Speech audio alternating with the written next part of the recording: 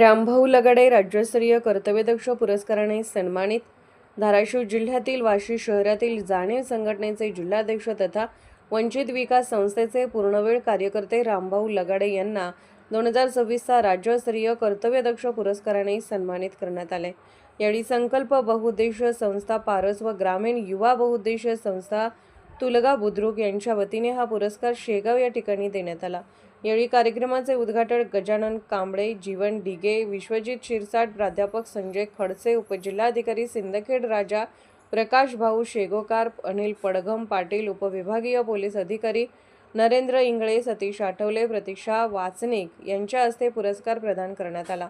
रामभाऊ लगाडे यांना पुरस्कार मिळाल्यामुळे वंचित विकास संस्थेच्या कार्यवाहक मीनाताई कुर्लेकर, सुनीताताई जोगळेकर, वंचित विकास जाणीव संघटनेच्या कार्यकर्त्यांनी त्यांचे अभिनंदन केले आहे। संपादक Dadasaheb लगाडे। Subscribe now and press the bell icon. Never miss an update.